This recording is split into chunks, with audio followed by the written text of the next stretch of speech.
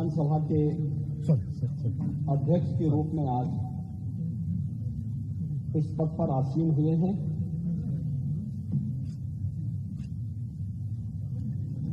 मैं हृदय से पूरे सदन की ओर से आपका अभिनंदन करता हूं।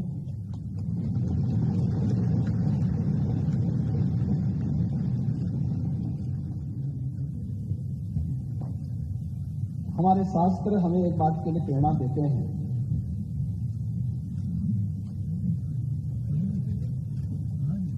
कि जब भी महान बनने का कोई अवसर मिले तो हमें इस अवसर से वंचित नहीं होना चाहिए। तैत्तिरीय उपनिषद ने भी कहा है कि भूत्वेन प्रमितव्यम, यानी महान बनने के अवसर से चूकना नहीं चाहिए। और आपके नाम से तो माना ही जुड़ा हुआ है।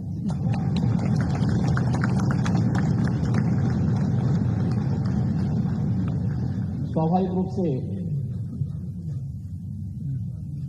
लोकतंत्र के इस गौरवपूर्ण आसन पर विराजमान होना ये किसी भी सदस्य के लिए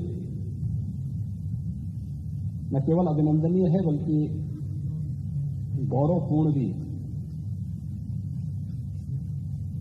और फिर इस पीठ पर एक अनुभवी सदस्य का चयन सर्वानुमति से हो, यह अत्यंत सुखद की अनुभूति कराता है। और खासतौर पर तब जब उत्तर प्रदेश विधानसभा में अभी बहुत दिन नहीं हुए हैं, मार्च प्रथम सप्ताह में दोनों ओर से मिसाइलें चल रही थी और उस समय हर व्यक्ति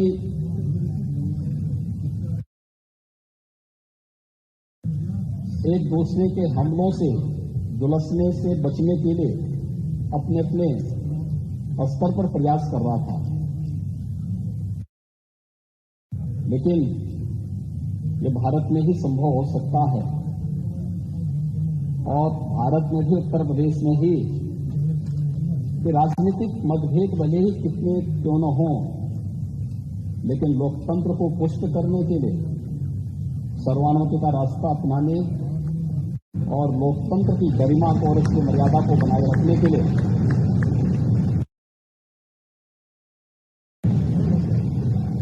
हम मिलकर के इस अभियान को आगे बढ़ाएंगे।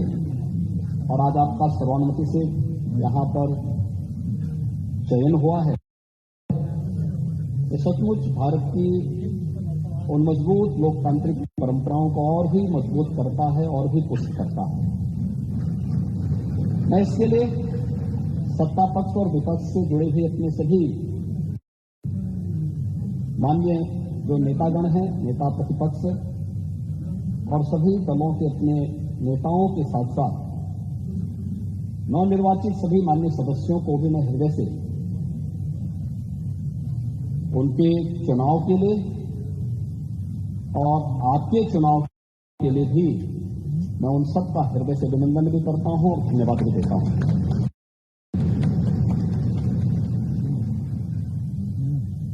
अध्यक्ष जी, जब हम लोग उत्तर प्रदेश विधानसभा की बात करते हैं तो इस विधानसभा के पहले अध्यक्ष के रूप में राजर्षि श्री पुरुषोत्तम दास टंडन जी का नाम आता है। उन जैसे मनुष्यों ने इस सदन की गरिमा को, इसके उच्च संसदीय मर्यादाओं और मानदंडों को स्थापित करने का कार्य किया था। और उसके बाद से श्री आत्माराम गोविंद खैर जी ने 3 बार उत्तर प्रदेश विधानसभा के अध्यक्ष को सुशोभित किया। श्री केसरीनाथ त्रिपाठी जी ने 3 बार उत्तर प्रदेश विधानसभा के गरिमामय पूर्ण पद को सुशोभित किया। और आज जब हम 18वीं विधानसभा में हैं तो इस सदन के वरिष्ठ सदस्य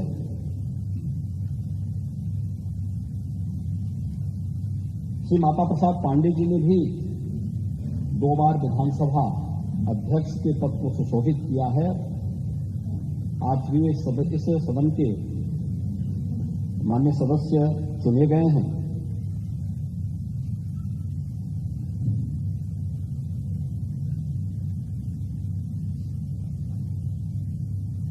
आपका चयन बहुत सारा संदेश दे देता है।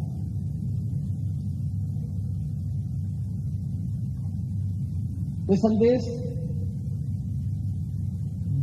अध्यक्ष पद जैसे गरिमामय पद के लिए तो है ही, हमारी लोकतांत्रिक परंपराओं को पुष्ट और मजबूत करने की दृष्टि से भी महत्वपूर्ण है,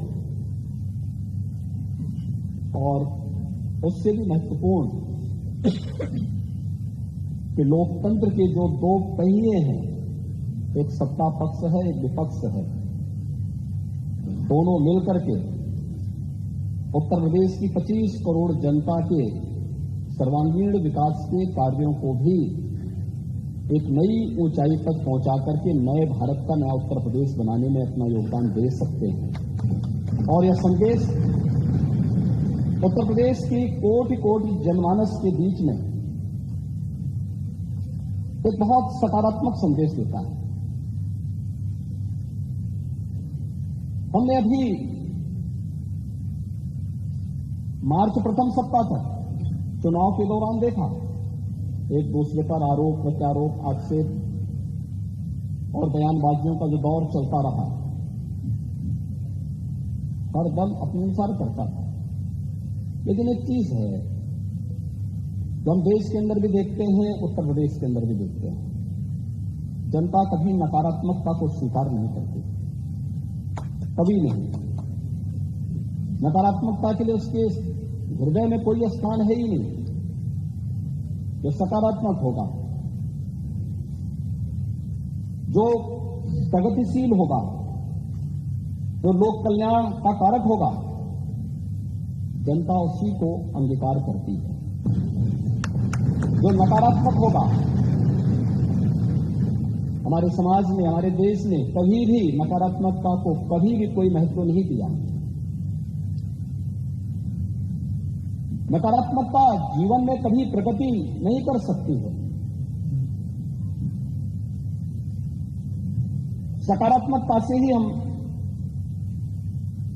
न केवल प्रगति के मार्ग को आगे बढ़ा सकते हैं, बल्कि सकारात्मकता के भाव से ही लोक कल्याण का मार्ग भी प्रशस्त कर सकते हैं।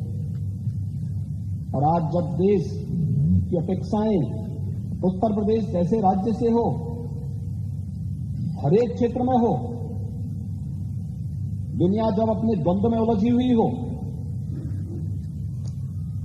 उन स्थितियों में भारत से जो अपेक्षाएं हैं, भारत उस प्रकार की अपेक्षाएं उत्तर प्रदेश से रखता है और उत्तर प्रदेश को उन अपेक्षाओं पर खरा उतरने के लिए अपने आप को तैयार करना है।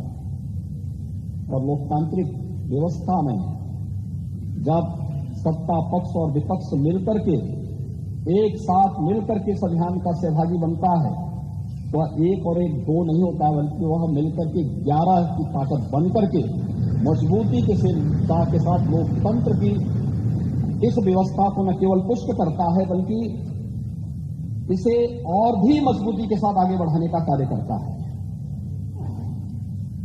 उन जनाकांक्षाओं की पूर्ति करने का माध्यम बनता है, जिसके लिए आम जनमानस ने हमारी इन सभी जनप्रतिनिधियों पर विश्वास किया है।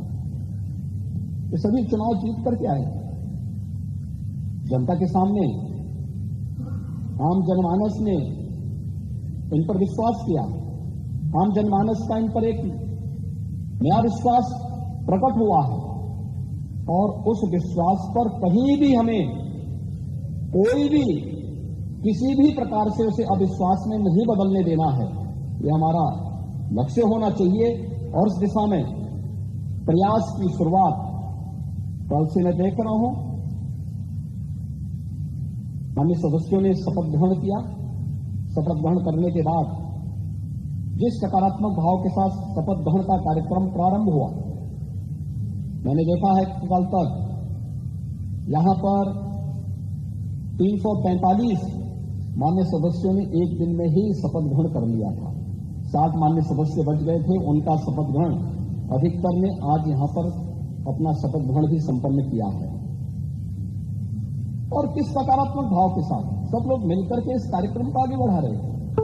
आज चुनाव संपन्न हो चुके हैं, अब हमें विकास के बारे में सोचना है, उत्तर प्रदेश के उत्थान के बारे में सोचना है, उत्तर प्रदेश की 25 करोड़ जनता के हितों के संवर्धन के लिए सोचना है, उत्तर प्रदेश के युवाओं के बारे में, उत्तर प्रदेश की आधी आबादी महिलाओं के बारे में सोचना है, उत्तर प्रदेश के किसानों के बारे में सोचना है, उत्तर प्रदेश के मजदूरों के बारे में सोचना है और उत्तर प्रदेश के उन सभी दबे कुचले लोगों के बारे में जिनकी आवाज को देने का माध्यम लोकतंत्र ने उन्हें एक वोट के रूप में दिया है, उस आवाज को भी अब आगे बढ़ा करके शासन की योजनाओं से इसे मजबूती के साथ जोड़ने का कार्य अब सदन करे।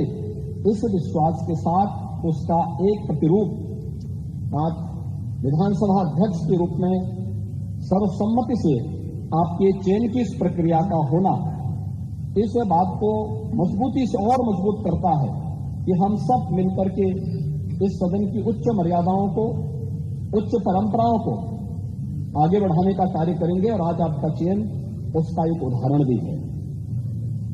देश के अंदर विभिन्न विधानसभाएं, उत्तर प्रदेश की विधानसभा के अंदर क्या कुछ हो रहा है इसको बहुत नजदीक से देखती है। मुझे याद है जब पिछले कालखंड, पिछले 17वीं विधानसभा में इस सदी की सबसे बड़ी महामारी के दौरान हम लोगों ने विधानसभा के सत्र को यहां पे संचालित करने का निर्णय लिया। बहुत सारे प्रश्न उठ रहे थे कि कोरोना में सदन चलाना क्या आवश्यक है। हम लोगों ने कहा देखिए संवैधानिक बाध्यताएं हैं और विधायी कुछ कार्य संपन्न होने आवश्यक है, तो इस दृष्टि से हम लोग उसकी कोई व्यवस्था देने जा रहे हैं।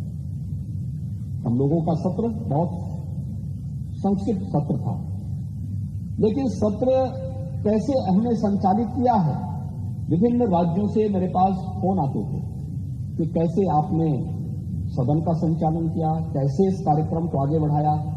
और 17वीं विधानसभा तो इस मामले में बहुत रिच रही है कि उसने बहुत सारे ऐसे कार्य किए जो वास्तव में कार्यकाल 17वीं विधानसभा में सरकार को भी, माननीय सदस्यों को भी 3 वर्ष का ही कार्यकाल का एक अवसर प्राप्त हुआ था।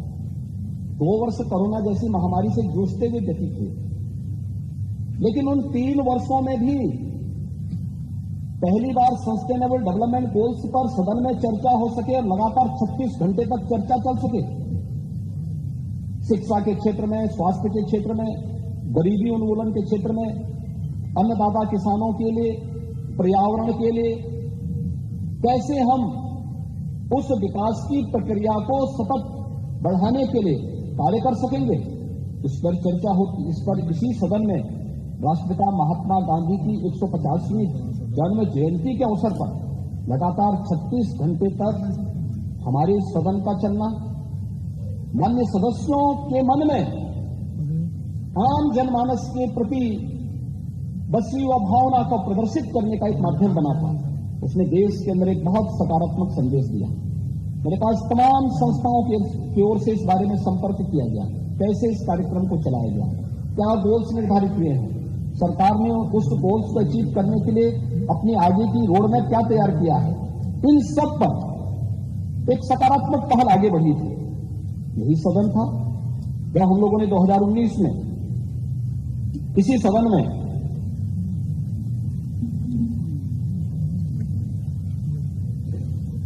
छब्बीस नवंबर 2019 को संविधान को अंगीकार करने के दिवस को, उसकी 70वीं वर्षगांठ पर एक विशेष सत्र का आयोजन संविधान से संबंधित और बाबा साहब भीमराव अम्बेडकर के प्रति श्रद्धा और सम्मान का भाव व्यक्त करते हुए इस अवसर पर एक विशेष सत्र हम लोगों ने आयोजित किया था।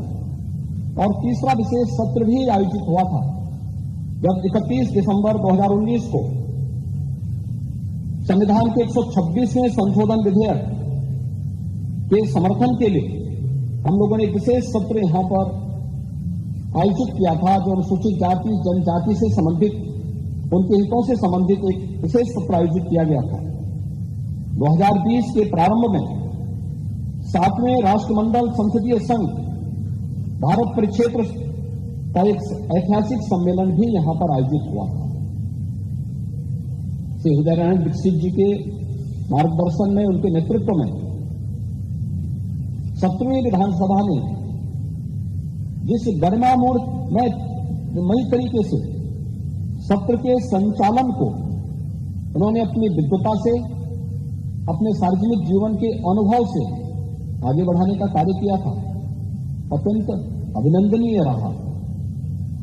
और उत्तर प्रदेश विधानसभा में जिन बातों पर चर्चा होती थी, जिन मुद्दों को यहां पर उठाया जाता था, उसकी गूंज देश के अंदर विभिन्न राज्यों के साथ ही प्रदेश के अंदर भी गांव और गलियों तक भी सुनने को, देखने को हम सबको मिलती थी कि आज उत्तर प्रदेश विधानसभा में जनता से जुड़े भी इस मुद्दे पर गंभीर चर्चा हुई है। आज उत्तर प्रदेश विधानसभा में इस दिशा में एक नए प्रस्ताव को आगे बढ़ाया है। आज ये अलग अलग मुद्दों पर जनता के बीच में भी ये बातें सुनने को मिलती थी। वह एक बहुत सकारात्मक भाव होता है। मुझे लगता है कि जब जनता अपनी विधायी संस्था को एक विश्वास के रूप में देखती है, तो हम मान करके चलें कि लोकतंत्र के प्रति आम जनमानस के विश्वास को प्रकटीकरण करने का सबसे अच्छा माध्यम होता है। और लोकतंत्र के प्रति आम जनमानस का विश्वास लोकतंत्र को सबसे ज्यादा मजबूती दे सकता है, और उस मजबूती का आधार हमें इस सदन को बनाना ही होगा। इस देश से आज आपका चयन हुआ है। हम सब जानते हैं आप लगातार 8वीं बार उत्तर प्रदेश विधानसभा के सदस्य चुने गए हैं। आपके पास सार्वजनिक जीवन का एक लंबा अनुभव है। कानपुर जैसे औद्योगिक क्षेत्र में मां गंगा के तट पर बसे हुए इस औद्योगिक नगर में जमीन से जुड़े हुए आम कार्यकर्ता के रूप में कार्य करते हुए, बूथ स्तर के कार्यकर्ता के रूप में, मंडल अध्यक्ष के रूप में कार्यकर्ता के रूप में, शिक्षा और सेवा के क्षेत्र में कार्य करने वाले संगठनों के पदाधिकारी और एक सामान्य कार्यकर्ता के रूप में कार्य करते हुए आपने एक लंबे समय तक जहां उस फील्ड में काम किया, वहीं 8 बार से कानपुर महानगर से विधायक के रूप में आपका चयन आज इस सदन में होता रहा है। आपने विभिन्न सरकारों में भी अलग अलग मंत्री पद का दायित्वों का निर्वहन किया और कुशलतापूर्वक अपने नेतृत्व क्षमता का, अपनी प्रशासनिक क्षमता का, अपनी आम जनमानस के प्रति अपनी संवेदनाओं को प्रदर्शित भी किया है।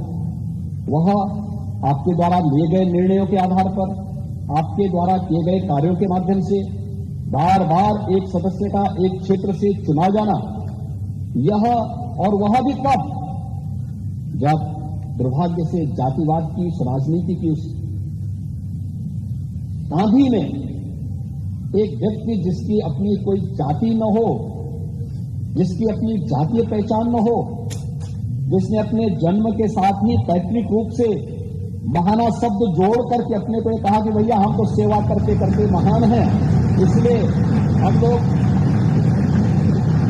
केवल राष्ट्रवाद, सुशासन, विकास और गरीब कल्याण के इस अभियान के साथ जुड़ करके अपने इस कार्यक्रम को आगे बढ़ाएंगे।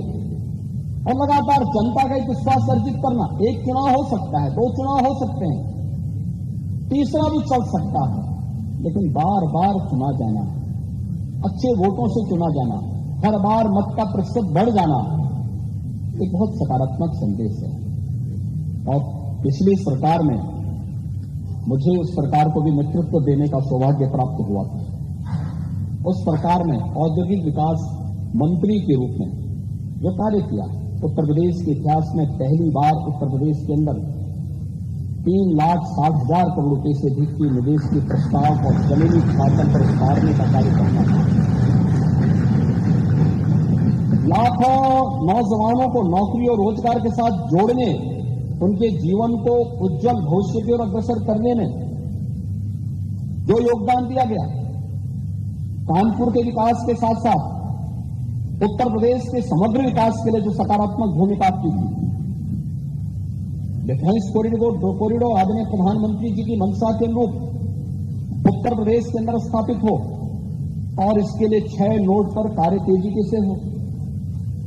उत्तर प्रदेश के अंदर एक्सप्रेस वे का एक संजाल बिछे और उत्तर प्रदेश अपने इंफ्रास्ट्रक्चर के लिए देश के अंदर एक नई पहचान के साथ उभरे।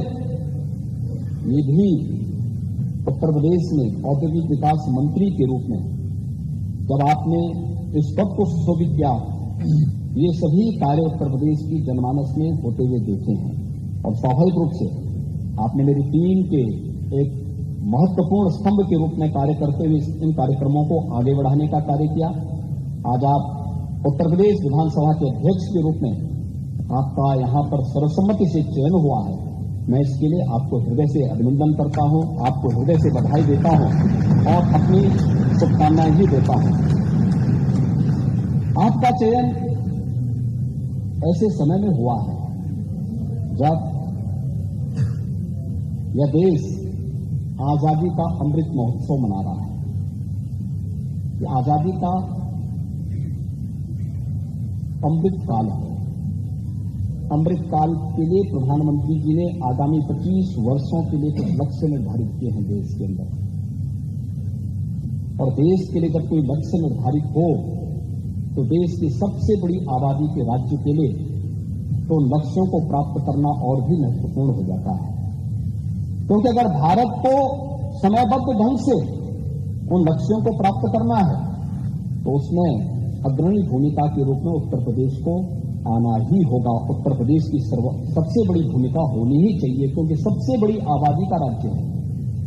25 करोड़ की आबादी देश के अंदर अन्य किसी भी राज्य को हम देखेंगे तो उसकी आबादी उत्तर प्रदेश की आधी से कम ही है।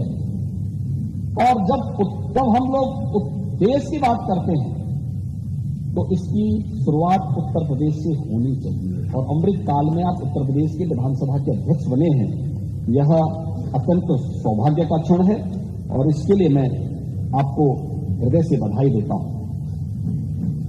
महोदय, मैं विश्वास व्यक्त करता हूं कि आपके नेतृत्व में उत्तर प्रदेश की हमारी 18वीं विधानसभा एक सुनिश्चित लक्ष्य को प्राप्त करने में सफल होगी। हम निरंतर उत्तर प्रदेश के विकास को आगे बढ़ाने में सफल होंगे। मैं अपने सभी नवनिर्वाचित माननीय सदस्यों को भी हृदय से उनके चयन के लिए, उनके निर्वाचन के लिए और उनके द्वारा शपथ ग्रहण किए जाने के लिए भी मैं हृदय से उनका अभिनंदन करता हूं, उन्हें बधाई देता हूं। 5 वर्ष का उनका जो कार्यकाल है, ये जन अपेक्षाओं पर खरा उतरने का एक उन्हें माध्यम मिला है। अगर शासन की योजनाओं को समयबद्ध ढंग से वे आम जनमानस तक पहुंचाने में सफल होंगे तो आपकी तरह वे भी बार बार चुने जाएंगे और इन्हीं में से कोई सदस्य एक दिन उस पद को सुशोभित करके फिर से अध्यक्ष पद को आगे बढ़ाने का कार्य करेगा। ये जानने का, सीखने का, क्योंकि सदन की परंपराएं तो हम लोग परंपरागत रूप से आगे बढ़ाते हैं। जो कुछ भी हम सीखते हैं, जानते हैं, संसदीय कार्यों के माध्यम से जो कुछ भी अनुभव हमारे सामने आता है, वही परंपराएं आगे बढ़ती हैं और सदन की परंपराएं इसी रूप में आगे बढ़ती रहेंगी। एक बार फिर से मैं आपको इस पद पर चयन के लिए हृदय से, अपनी ओर से, पूरे सदन की ओर से, पार्टी की ओर से हृदय से बधाई देता हूं, आपका अभिनंदन करता हूं और विश्वास व्यक्त करता हूं कि उत्तर प्रदेश विधानसभा अध्यक्ष के रूप में आप उत्तर प्रदेश के सदन की मर्यादा को, इसकी परंपरा को एक नई गरिमापूर्ण तरीके से आगे बढ़ाने का कार्य करेंगे और उत्तर प्रदेश विधानसभा 17वीं विधानसभा की तर्ज पर, यद्यपि विगत 2 वर्षों से हम लोग कोरोना जैसी महामारी से के प्रबंधन में ज्यादा समय हमें खर्च करना पड़ा, ज्यादा समय लगाना पड़ा, एक जगह एकजुट होकर के ज्यादा जमावड़ा नहीं होना है, यह जो भी प्रोटोकॉल थे उसका पालन करते हुए हम लोग अगले 2 वर्ष में कोई कार्य इस प्रकार से आगे नहीं बढ़ा पाए, लेकिन समय समय पर राज्य के हित के लिए, 25 करोड़ जनता के हित के लिए और देश और दुनिया से जुड़ी हुई महत्वपूर्ण मुद्दों को लेकर के चर्चा परिचर्चा का एक माध्यम हमारा ये सदन बनेगा। इस विश्वास के साथ मैं एक बार फिर से आपके प्रति हृदय से बधाई देता हूं, आपकी उज्जवल में भविष्य की कामना करता हूं और विश्वास व्यक्त करता हूं कि आपके नेतृत्व में यह सदन अपनी उच्च परंपराओं को आगे बढ़ाने का कार्य करेगा। आपके प्रति मेरी पूरे सदन की मंगलमय शुभकामनाएं हैं। धन्यवाद। जय हिंद। माननीय नेता प्रतिपक्ष नेता समाजवादी पार्टी आदरणीय